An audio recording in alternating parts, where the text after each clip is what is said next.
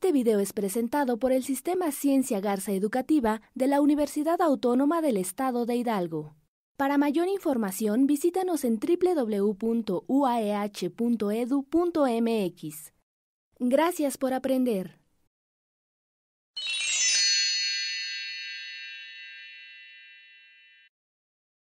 Ahora vamos a pasar a los ROFCA, ¿sí? En este sentido, Arquis, déjenme decirles que vamos a grabar los ROFCA. Dentro de nuestro diagrama de trabajo, nuestro diagrama de flujo, nosotros, bueno, empezamos a ver que el MAC, el modelado arquitectónico concurrente, tiene dos partes, una analítica y una de síntesis. Nosotros ahorita y nosotras ya hicimos lo que viene siendo el programa de requerimientos, el cual durante el semestre pues puede tener cambios, ajustes, etc. Ya ubicaron hasta este momento con el uso del Google Earth y el Street View la ubicación del predio.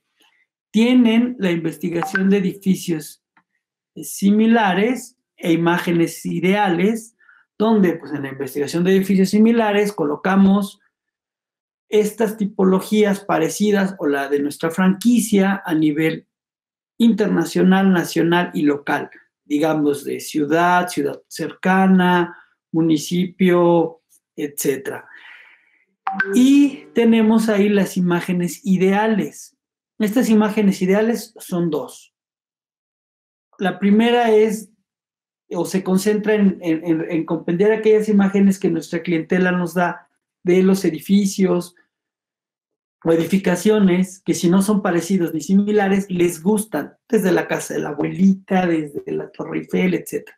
Y el otro grupo, al final, el tercer grupo de imágenes, ¿sí?, es el que se constituye por las imágenes que nos gustan, el Coliseo Romano, el Poliforum de la Ciudad del Conocimiento de la UAEH, etc. Y entramos en esta fase que se llama modeladores eventuales. Estos son los deditos, estos modeladores eventuales, y se dividen en tres partes: los ROFCA, DCCA y AFCA. Son abreviaturas o acrónimos que quieren decir, en este caso, requerimientos de cada ocupante u ocupantes por componentes del continente arquitectónico, o entiéndase edificio o componente arquitectónico. DCCA son las determinantes del contexto en el continente arquitectónico, y lo hacen, son deditos del contexto que lo moldean, ¿sí?, lo modelan, perdón, exterior e interiormente. Y finalmente vamos a tener las AFCA, que son esos atributos en el continente arquitectónico. Son las voluntades de nuestra clientela y nuestras voluntades, entiéndase caprichos, gustos, etc. Bien, entonces hoy vamos a ver lo que son estos ROFCA.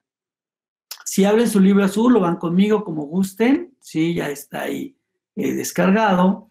Vamos a ver qué son esos ROFCA el día de hoy, Arquis, ¿sí? En esta sesión, porque quizá lo están viendo de noche, en fin. Aquí están, estoy en la página 13, numerada como 13, en PDF se indica como la 26 de 275, ¿sí? Estos modeladores eventuales ROFCA, aquí están, ¿sí? Aquí dice toda la descripción, ¿sí? Permiten el acopio de información de quienes se asumen como ocupantes, ¿sí? Y comprenden aspectos tangibles, intangibles, cercanos, de orientación, ¿sí? Aquí nos dice cómo se dividen estos tangibles, ¿sí? Aquí nos habla de esos aspectos intangibles que no se puede tocar, que son del pensamiento, de los gustos, ¿sí? Aquí tenemos esas propiedades o atributos ajenos que lo influencian. Y en esta tabla vemos lo que esa explicación nos dice. Dice que estos ROFCA se dividen en los requerimientos tangibles, intangibles, hay formales, aquí están los atributos ajenos y los propios, y unos requerimientos muy específicos, ¿sí? Y los bocetos. Estos bocetos, bueno, ahora ya todo es en Revit, o puede ser en Archicad o en SketchUp, ¿sí? A su vez, nos presentan las divisiones y niveles. Estos requerimientos tangibles, ¿sí? Se dividen en requerimientos operativos, tangibles operativos, biológicos, ¿sí? En los fisiológicos, en los de uso y en el tratado antropométrico y ergonométrico. Y a su vez nos muestran las diferentes divisiones, ¿sí? Les recomiendo que le den una leidita y en la medida de lo posible mantengan en su mente presente este esquema. ¿Cómo se trabajan? Bueno, según nuestro libro azul, ¿sí? Estos ROFCA, ¿sí? Ya saben, este libro está dividido en competencias profesionalizantes, o sea, aprendo haciendo y son de alto nivel, ¿sí? Aquí tenemos la 1, programa de requerimientos, la 2, ubicación del predio, y nos vamos aquí con lo que vienen siendo estos modeladores eventuales, ¿sí? Vamos a empezar con estos que son los ROFCA, aquí está, ¿sí? Estoy en la página numerada como 28, y dice, es la 4, perdón, de 24 competencias. Y se maneja en este formato que tengo aquí. Ese esquema que les pedí que estuviera en su mente, se indica con flechitas donde se llena cada punto. Aquí está, ¿sí? Nos dice, es este esquema, debes de llenarlo así. Acá nos habla de los estudios antropométricos y ergonométricos, y nos va diciendo cómo se va llenando los demás aspectos. En este momento les voy a mostrar que el libro a la mitad se divide en dos partes, ¿sí? La parte donde comienza a ser solo en blanco y negro es donde vamos a encontrar los formatos. Estos formatos ya los tienen en AutoCAD, están en nuestro Drive. Los pueden llenar en cualquier otro software, como puede ser Word, PowerPoint, cambiarlos o llenarlos ahí mismo en AutoCAD, imprimirlos en PDF e integrarlos. Bien, estos requerimientos ARCIS que vimos del esquema, si nos dice aquí a través de indicaciones y preguntas inteligentes o preguntas motivadoras al trabajo, nos dice en el primer formato que yo debo de contemplar esos requerimientos tangibles operativos. El libro azul nos dice dónde se relaciona. Estos requerimientos tangibles operativos, ¿a qué se refiere? A las actividades y subactividades que se realizan en cada uno de los componentes. Pero vamos a empezar primero por el 1, luego el 2, 3. En el componente 1 dice requerimientos tangibles operativos, actividades y subactividades. ¿Qué y cómo se realizan? Y entonces yo digo, ok, sala de espera, componente número 3, vamos a decir que es el 3, ¿no? O cafetería, cocina interna de la cafetería o de un restaurante.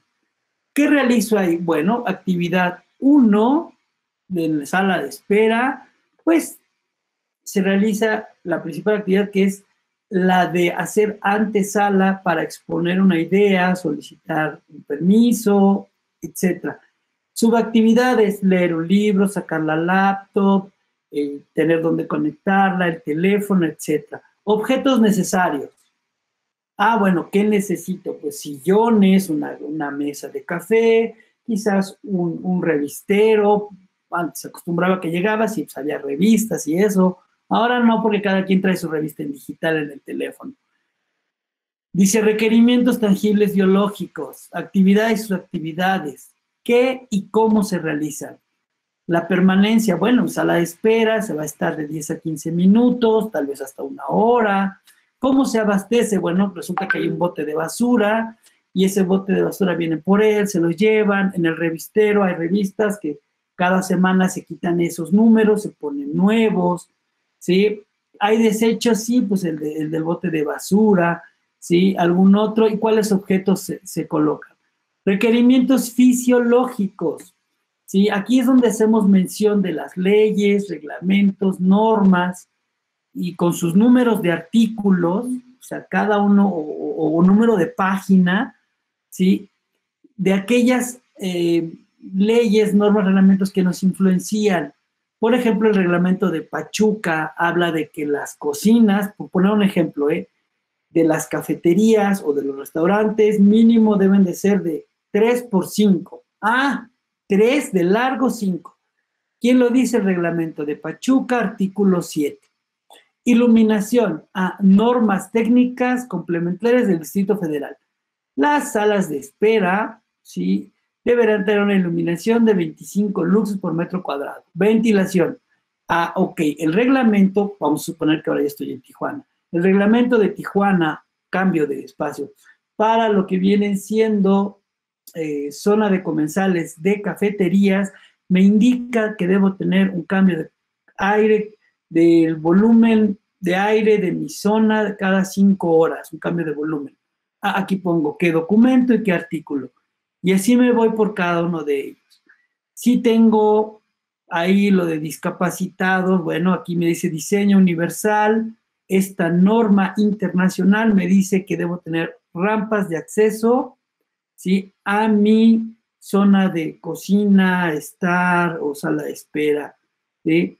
Y pongo ahí qué norma es y qué artículo. Protección civil, lo mismo, cambia.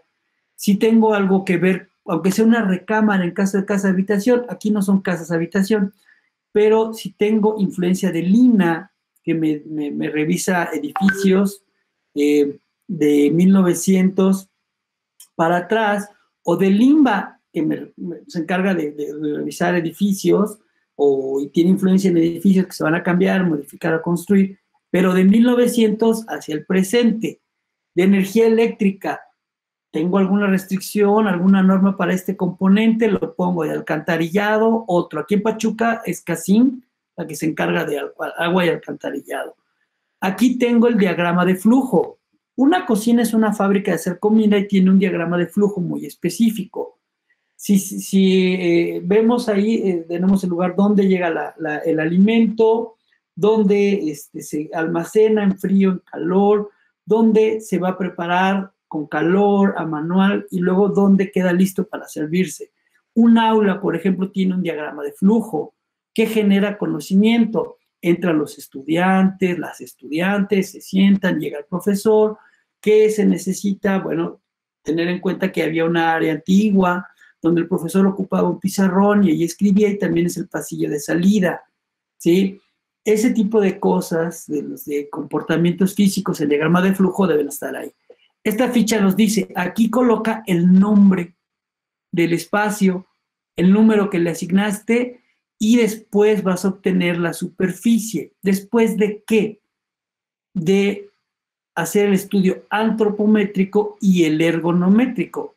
Antropométrico se refiere a antropometría, las medidas del ser humano. No decimos del hombre, no decimos de la mujer, del ser humano, ¿sí? Como especie. En la actividad que se va a hacer específicamente en ese componente.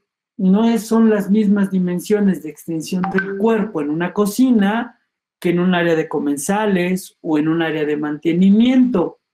Entonces colocamos esas imágenes que ya existen, puede ser copy-paste o pueden hacer el estudio, si lo importante es esto, y ahí colocamos cómo mide con sus brazos extendidos. Bueno, otra es, por ejemplo, cuando uno se agacha, ¿sí? Hay baños tan chiquitos que tienen una regadera de 90 por 90, si se te cae el jabón y te agachas, bueno, vas a tocar la pared fría y no es nada cómodo, ¿no? Entonces, ese tipo de análisis del cuerpo, ¿sí? Lo pueden colocar acá o se debe colocar en imágenes aquí con sus medidas. Eso es estudio antropométrico del componente que yo esté tratando. Y el ergonométrico es la plantita y quizás un alzado de ese componente donde vea el mobiliario, equipo, ¿sí? Que se necesita y los espacios que deben de tener para circular.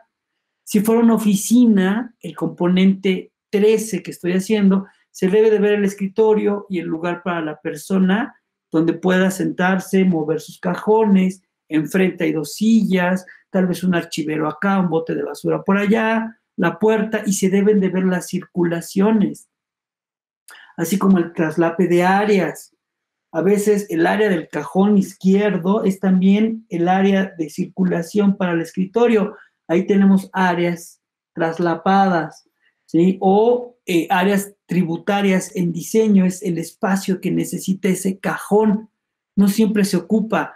Cuando tenemos una mesa en un comedor de un restaurante, ¿sí? Hay área de circulación traslapada con el área que le toca o se le tributaria a la persona que está sentada, tributaria en términos de diseño, que si se hace para atrás en su silla, para levantarse, invade esa circulación porque están traslapadas. Eso se debe de ver aquí, de preferencia en planta. Vamos a ver las medidas del cuerpo, que ya vimos acá en antropometría, en alzado y en planta, y acá en planta cómo se ve ya todo armónico. Después pasamos a los requerimientos intangibles, aquello que tiene que ver con el gusto, con las medidas. Están los aspectos psicológicos, ¿sí? Donde entran la parte semiológica, ¿sí? Que es la idea o expresión, cómo es ese espacio, ¿sí? ¿Qué símbolos se utilizan para que se sienta a gusto? Si se quiere sentir a gusto, adelante. Si se quiere que sea un espacio incómodo o de un restaurante rápido, pues lo pinto de color naranja y entra la gente, y el color naranja psicológicamente hace que comas y apures tu digestión de alimento y te vayas. Pero si quiero que la gente se quede ahí y hay café refill, ¿sí? Entonces pongo colores ocre, más hacia el madera, ocupo de color de tierra suaves, ¿sí? Y hago que la gente permanezca ahí. Estos son los símbolos y significados. Semiótico, el tratamiento de ese símbolo, el cambio de tonalidades, de texturas. ¿Qué es lo que quiero en ese espacio? Que la gente coma rápido y se vaya, o que se quede ahí. Y algún otro aspecto que tenga, cómo haga sus compras, ¿sí? Acuérdense que estas franquicias son muy específicas en eso. Ahora, ¿sí? Lo psicométrico, ¿cómo voy a hacer que ese espacio se sienta grande o pequeño? Por ejemplo, si tengo una habitación de 4 metros de alto y quiero que la gente sienta que ese espacio es pequeño, pues le pongo una línea a 2 metros, a 1,80, ¿sí? Que me va a dividir psicológicamente en el entendimiento ese espacio, y ya no se va a sentir tan grande. Con esa línea yo hice que ese espacio se sintiera pequeño, porque el cliente así me lo pedía, pero pues yo resulta que el diseño era más grande. ¿Cómo voy a hacer que se sienta cómodo? ¿Con qué atributos? ¿Con qué cosas hago que se sienta cómodo? ¿Sí? Después aquí voy a colocar los acabados de ese componente. En piso, ¿qué quiero? Voy al internet, veo pisos, aquí lo pongo la liga o el enlace y pongo aquí qué acabado final, intermedio e inicial van, que vamos a obtener de las guías técnicas del IMSS. Están en el Drive. Son 4 tomos. Por ejemplo, el primer tomo es de construcciones, el otro es de instalaciones eléctricas, hidráulicas, y ahí nos buscamos cómo se coloca o cómo se hace este. Igual el proveedor nos dice el procedimiento, cuál es el acabado final, el intermedio e inicial, y aquí los describimos o los copiamos y pegamos. Lo importante es aprenderlo. Si aprenden copiando y pegando, no hay inconveniente. Si se aprende escribiendo a la antigüita, pues adelante, ¿sí? Igual para muro, igual para el techo o el lecho bajo de nuestras cubiertas o pisos, pisos intermedios. Después vienen estos requerimientos tangibles y perceptuales. Ojo, ¿sí? Esta nos va a decir cuál es la forma definitiva de ese componente en triángulo, en círculo, en corazón, etcétera. ¿Cómo se ve? ¿Cuál es la parte más importante? En un aula, cuando uno abre la puerta del salón, pues a lo mejor si está en una esquina, abre la puerta y lo primero que veo es al grupo nada más y el profe no se ve porque está acá. O abro del otro lado y veo al grupo y al profe al fondo con el pizarrón. ¿Qué quiero que se vea? Si lo que yo quiero es siempre ver al profe trabajando y al grupo cómo se comporta, pues esa puerta está ideal. Si yo no pretendo ver al profe, solo al grupo, cuando abra, y esa es la intención de la escuela, ¿sí? Pues entonces dejo la puerta ahí. La distribución del objeto arquitectónico, OA, también continente arquitectónico. ¿Cómo lo voy a tener acomodado? Ya lo vi en mi estudio ergonométrico en la plantita. Aquí pongo o afino algunas cosas. No es necesario llenar por llenar. Lo conveniente sí es hacerlo, es platicarlo, porque estamos platicando con nuestra mente, no con el arquitecto continente, no. Estamos haciendo una reflexión. Estos formatos se llenan para hacer precisamente reflexiones. Aquí tengo la relación que pueda anticipar, visualizar, creer. Y le pongo si es directa con la cocina, con el estacionamiento, un patio de servicio y ya. Cambia. Esto siempre cambia, sí. Y aquí defino cuál es el color, la textura y la áptica. Esta áptica es la sensación que uno tiene a la textura de cada cosa que coloco, sea piso, muro o techo. Y aquí coloco imágenes. De tal manera que aquí vuelvo a afirmar el nombre de ese componente, el número que le asigné y la superficie. Ahora sí, ¿quién me la dio? La superficie me la dio mi estudio ergonométrico.